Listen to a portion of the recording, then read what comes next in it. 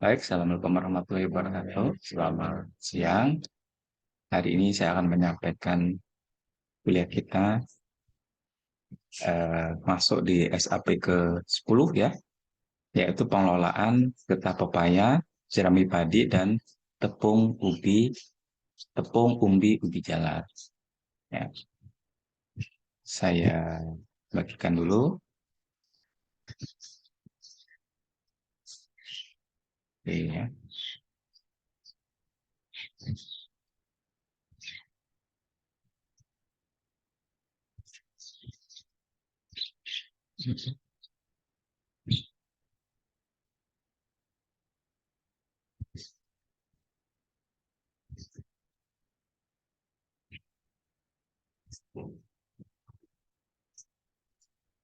Oke, baik, sudah kelihatan ya.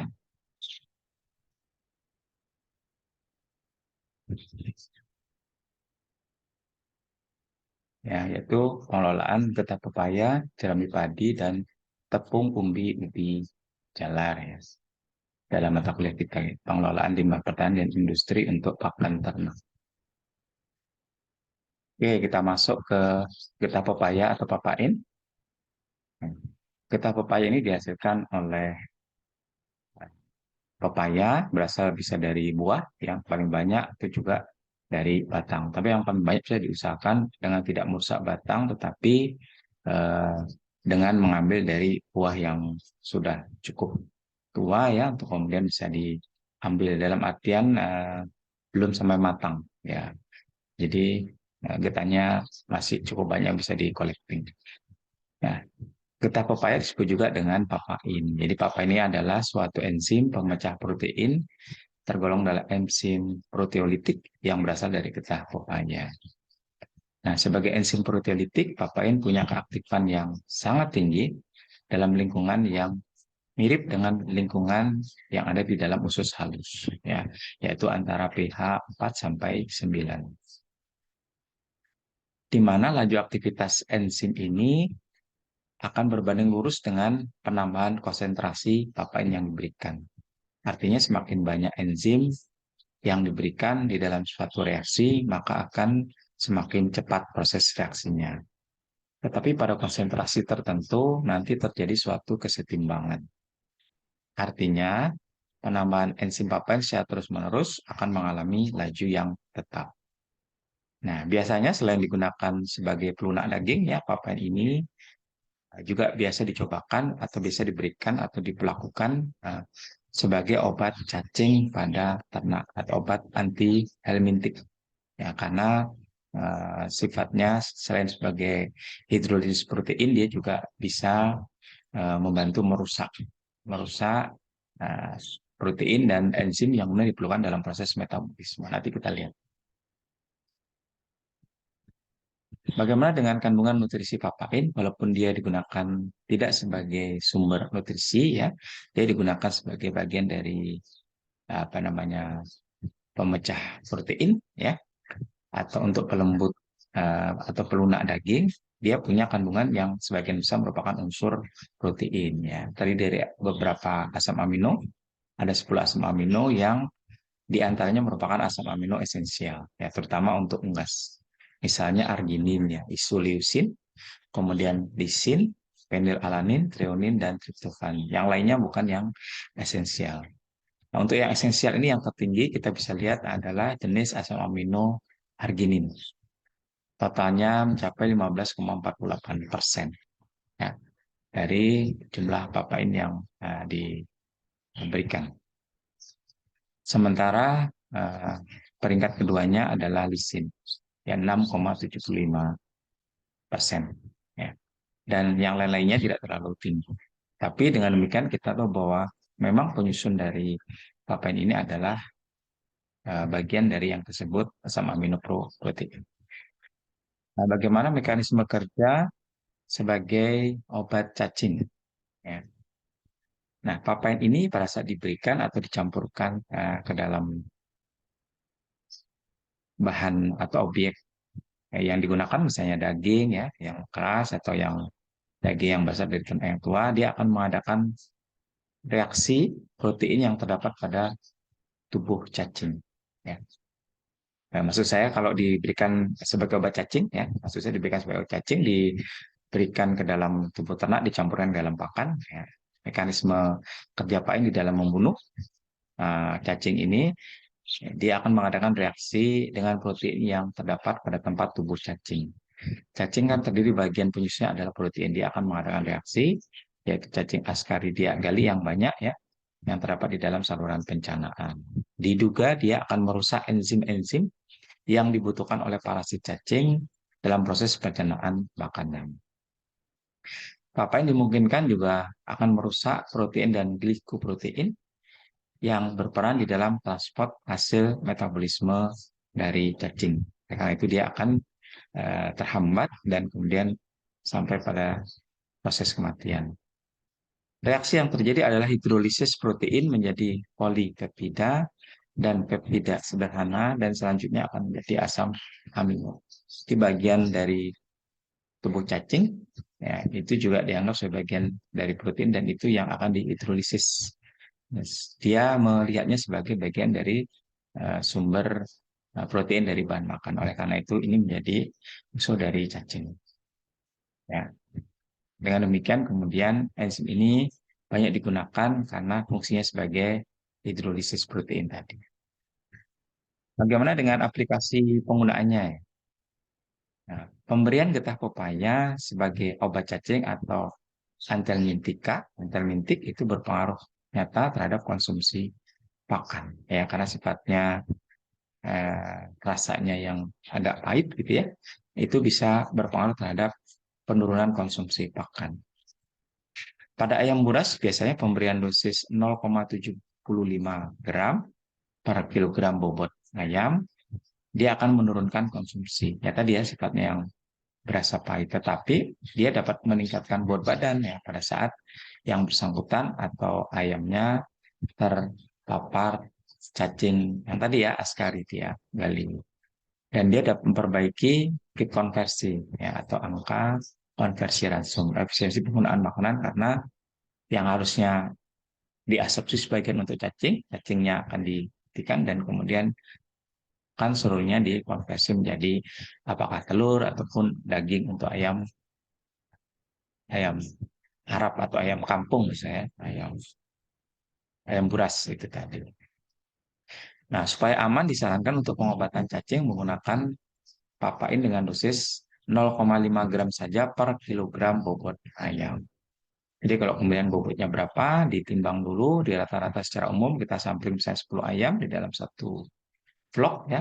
Kemudian baru diberikan dengan dosis 0,5 gram dari setiap kilogram. Jadi tinggal dikalikan dari bobotnya. Itu lebih aman ya. Tidak terlalu mengurangi konsumsi pakan. Jadi tidak terlalu pahit. Nah, saran lain dapat diberikan ya untuk ayam-ayam yang tidak terinfeksi penyakit cacing ya karena getah pepaya atau papain dapat meningkatkan daya cerna, dia bisa diberikan yang aman ya maksimal di dosis 0,5 gram per kilogram bobot ayam. Ini dapat meningkatkan daya cerna ya karena prosesnya sebagian dari cacing kemudian bisa dibunuh atau dimatikan. Oke, kita lanjut ke yang kedua, bagaimana dengan potensi jerami padi. Jerami padi merupakan limbah yang banyak ya, yang merupakan hasil dari limbah pemanenan padi. Jadi limbah pertanian. Potensinya sangat besar karena Indonesia merupakan negara agraris. Ya, sampai sekarang kita tetap menjadi negara agraris dengan baku tanam ya, luas baku tanamnya yang sangat luas di Indonesia. Kan kita masih sampai ini melakukan ekstensifikasi yaitu dengan penambahan luas lahan yang akan digunakan ya untuk meningkatkan produksi. Jadi potensi sangat besar setiap daerah ada. Penggunaan jerami pada ternak ruminansia itu akan sangat menguntungkan ya sapi kerbau karena rumennya mampu merombak limbah jerami menjadi pakan yang bergizi ya dan kemudian bisa dikonversi apakah sebagai daging untuk ternak potong dan apakah sebagai susu untuk ternak perah seperti itu.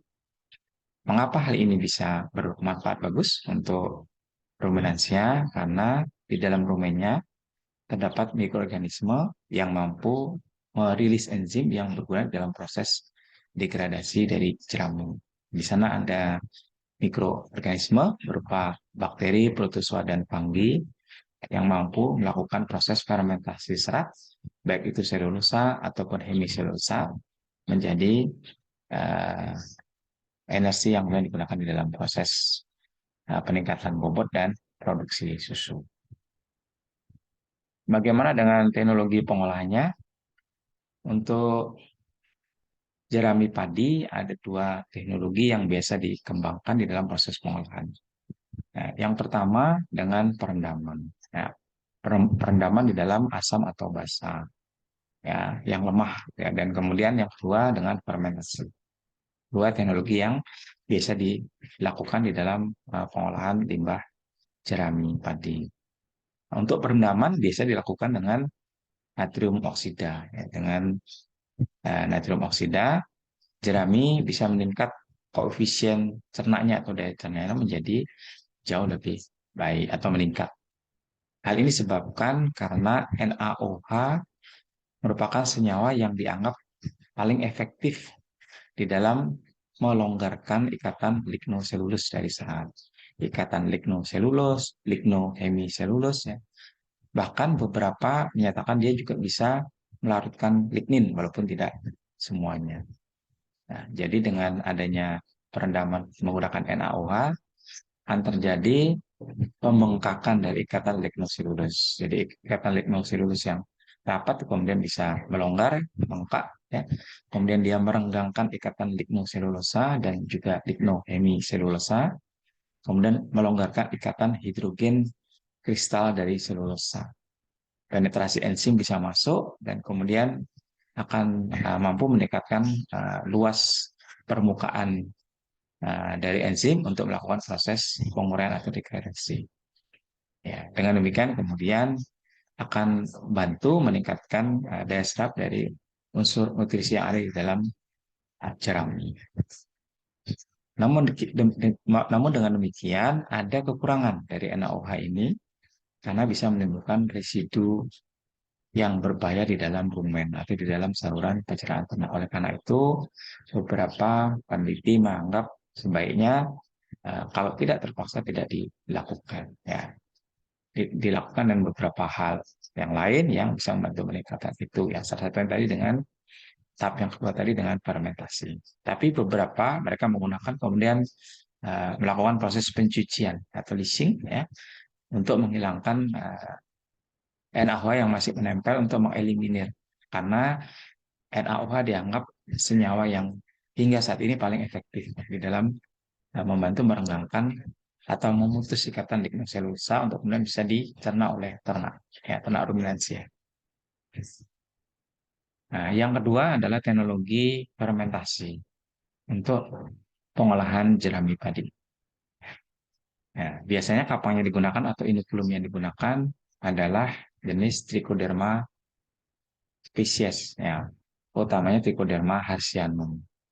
Ini pada dosis 2,5% ya, dari bobot jerami nanti yang akan difermentasi, ya, 2,5%-nya. Tambahkan dengan Trichoderma harsianum, kemudian diaduk secara merata. Kemudian setelah itu diperam, ya, selama 20 hari, diinkubasi selama 20 hari, ya, difermentasi selama 20 hari. Di mana kemudian di 20 hari setelah panen, hasil fermentasinya menunjukkan nanti analisis lab itu meningkat proteinnya atau protein kasarnya. Kandungan protein kasar dari bahan jerami akan meningkat. Ya. Ya, itu tadi ya, karena adanya proses degradasi dari inokulum Trichoderma harsianum merombak apa namanya lignoselulus dan selulosa yang mengandung serat kemudian dirombak atau dikonversi menjadi single cell protein, ya, atau kalau kita analisis dalam laboratorium itu masuk dalam protein kasar secara umum keseluruhan, ya. Ya, jadi akan mampu meningkatkan terutama kandungan unsur protein. Ada hasil penelitian beberapa menunjukkan, ya, dari kondisi jerami awal yang proteinnya 4,3% itu kemudian bisa meningkat 3 kali lipat, ya, jadi 12,19%. Jadi artinya dari sisi kualitas fermentasi berperan dalam meningkatkan atau memperbaiki status nutrisi dari bahan yang atau limbah yang difermentasi. Yang kedua, selain peningkatan unsur utamanya protein, terjadi penurunan serat karena serat ini yang nanti didegradasi, diurai. Ya, serat yang mengandung selulus, selulosa, liposelulosa, kemudian dikonversi menjadi single cell protein atau protein sel tunggal. Ya, yang kemudian akan menjadi protein di dalam proses uji proksimal. Ya, serat kasar turun dari 43,8%, kemudian turun hampir separuh ya, jadi 26,44%. Tapi hingga saat ini memang penggunaannya masih digunakan untuk ternak rumensia, belum sampai ke unggas karena serat kasar walaupun turun masih tinggi untuk ternak unggas. Ya, ternak unggas yang ras itu ya broiler atau ras petelur itu hanya maksimal di 4% ya, maksimal 4% ya. Bisa kadang orang kotak-atik ya supaya harganya lebih murah sampai 5-6%. Tapi yang ideal tetap bagus. Oleh karena itu jerami padi belum dilirik karena serat kasarnya masih tinggi. Jadi hanya bermanfaat ya untuk jerami digunakan sebagai sumber eh, sumber pakan untuk alternatif untuk ternak rumensia. Tentunya dengan proses pengolahan akan jauh lebih memberikan nilai plus untuk peningkatan nutrisi dari jerami. Oke, kemudian yang terakhir bahan atau pengelolaan limbah dari ubi jalar. Ya, ubi jalar yang biasa digunakan adalah ubi jalar dari ubi jalar yang afkir gitu ya. Jarang yang bagus dijual, tapi banyak juga yang afkir kecil-kecil tidak bagus. Ya, itu yang bisa digunakan. Nah, salah satunya dengan alternatif pembuatan tepung dari ubi jalar ini. Tanaman ini berasal dari India, ya, tepatnya India Barat atau di Amerika Tengah seperti itu, dan kemudian masuk di Indonesia karena Indonesia juga merupakan uh, daerah tropis di mana tanaman ini cocok tumbuh di daerah tropis. Walaupun nanti di Indonesia sendiri itu produksinya tergantung selain dari varietas juga kondisi lingkungan karena ada yang suhunya masuk dalam kelompok suhu yang optimum untuk pertumbuhan ubi jalar, ada yang tidak. Ya. Suhu optimum tumbuhan ini akan produksi bagus pada saat lingkungannya suhunya antara 21 sampai 27. Saat ini ya misalnya di Banjarbaru dan sekitarnya di Indonesia rata-rata di atas 30 ya karena masih ada gelombang El Nino dan sebagainya menyebabkan peningkatan suhu harian. Maka kalau kita tanam saat ini tidak bagus ya, harus menunggu mendekati musim-musim uh, musim penghujan di mana suhunya rata-rata hariannya agak turun. Ya, mendekati 27, 27, 28, 29, dia bisa tumbuh dengan bagus. Ya, nanti kita sesuaikan dengan umur panennya. Kapan dia dipanen itu yang kemudian kita create, kapan kita melakukan proses penanaman dengan suhu lingkungan yang dirasa lebih ideal. Ya. Jadi suhunya antara 21 sampai 27 derajat dan pH tanahnya antara 4,5 sampai 7,5. Artinya di posisi kurang lebih yang pH yang netral. Juga dengan kadar air yang cukup yaitu antara 20 sampai 25 mm per miligram dari tanah yang digunakan. Ya. Kebanyakan varietas ubi ini dipanen pada umur 70 sampai 90 hari. Namun untuk hasil produksi yang jauh lebih besar ya untuk varietas tertentu, ya varietas dengan hasil tinggi itu dipanen lebih tua, yaitu di umur kurang lebih 120 hari. Bagaimana dengan potensi ubi? Ya, di Indonesia cukup luas ya, yang tercatat saat ini di Indonesia lebih dari 256.000 hektar. Jadi saat ini akan jauh lebih besar potensinya kalau kita browsing. Jadi artinya potensinya cukup besar ya. Kemudian produktivitasnya itu berkisar antara 4 sampai 15 ton per hektar. Agak jauh ya, nanti tergantung dari varietas yang ditanam, yaitu apakah varietas yang hasil tinggi atau yang biasa. Nanti pasti lingkungan tanah tertentu mereka akan coba mana yang lebih cocok atau menguntungkan. Itu yang kemudian ditanam. Oleh karena itu ada variasi dari produktivitas yang cukup signifikan, ya ada yang 4 juga sampai ada yang 15 ton per hektar. Hal lain yang juga berpengaruh antara lain adalah kesuburan tanah. Ya, tadi yang saya sebutkan iklimnya cocok apa enggak, kemudian varietasnya apakah yang hasil tinggi atau yang biasa, ya. Dan juga bagaimana kita melakukan budidaya tanaman apa namanya tanaman ubi ini. Ya, semakin bagus manajemen budidaya akan semakin bagus juga hasilnya. Nah, penelitian terakhir bahkan produksinya untuk yang varietas hasil tinggi itu ada yang mencapai hampir 40 ton per hektar. Jadi luar biasa. Ini bisa di-create untuk menghasilkan salah satu potensi untuk apa namanya bahan pakan ternak. Jadi, seperti itu. Tanaman umbi jala ini banyak mengandung energi atau karbohidrat, terutama dari umbinya, dari buah atau umbinya, ya, yang kita kenal sebagai umbi. Ya. Nah, sehingga pakan ternak jenis ini sepenuhnya digunakan sebagai substitusi untuk sumber energi langsung. Energinya cukup besar. Nanti kita lihat kenapa kemudian digunakan sebagai sumber energi langsung. Nah, kandungan energi dari ubi jalar ini 80-90% kalau kita hitung dari berat keringnya. Jadi luar biasa ya, dari berat keringnya itu dia 80-90% merupakan kandungan energi. Tapi kalau kita lihat dari berat basahnya, kalau kita kemudian hanya parut saja atau dicacah, itu hanya kandungan energinya hanya 18-35% dari berat segar atau berat basah. Oke. Pada total bahan pakan dapat dicerna, ya, yang dari total bahan pakan yang dapat dicerna, berat keringnya itu ternyata setara dengan jagung atau kurang lebih setara dengan jagung. Apa artinya? Artinya dia potensial bahwa ubi jalar ini dapat digunakan sebagai pengganti atau substitusi dari tepung jagung atau jagung giling, ya, khususnya untuk ternak unggas. Jadi potensi ubi ini bisa digunakan sepenuhnya digunakan untuk alternatif bahan pakan unggas, ya, dan dia bisa menggantikan 25% dari keberadaan jagung giling. Artinya di posisi jagung, ya, kalau jagungnya digunakan dalam ransum 30%, dia bisa menggantikan 25% dari 30% itu, ya. Maksudnya seperti itu, bukan dari keseluruhan ransum. Paham ya? Jadi dari uh, komposisi yang ada di dalam ransum, kalau tepung jagungnya itu digunakan misalnya, ya, kalau kita hitung dalam gram, untuk pembuatan 5 kilogram, ya, 5 kilogram pakan itu jagung misalnya diperlukan 40% dari 5 kilo sekitar 2 kilo, maka dia menggantikan 25% dari 2 kilo itu. Jadi sekitar 20% dari 2 kilo, 500 gram atau setengah kilo. Seperti itu maksudnya. Jadi bisa menggantikan bukan langsung, tapi dari bahan tepung jagung karena dia sebagai substitusi dari jagung dalam bahan pakan. Jadi jagung yang digantikan persentasenya dari persentase yang komposisi jagung yang ada di dalam ransum. Nah, bagaimana dengan kandungan nutrisinya?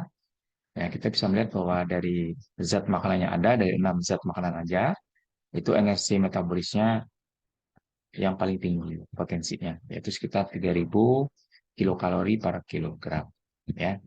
Proteinnya rendah saja 4,3%. Ya. Tapi yang bagus untuk unggas dia syaratnya rendah 2,3%. Ya. Jadi bagus digunakan memang untuk unggas, ya. Walaupun untuk ternak besar bisa, tapi di ternak unggas dia punya potensi yang sangat bagus. Ya. Kemudian lemak kasarnya dia juga ada selain energi, walaupun nggak besar, ya. Kemudian ada bagian kecil pelengkap dari mineral yaitu kalsium dan fosfor yang jumlahnya tidak terlalu tinggi, ya. Jadi memang digunakan sebenarnya sebagai sumber karbohidrat atau sumber energi.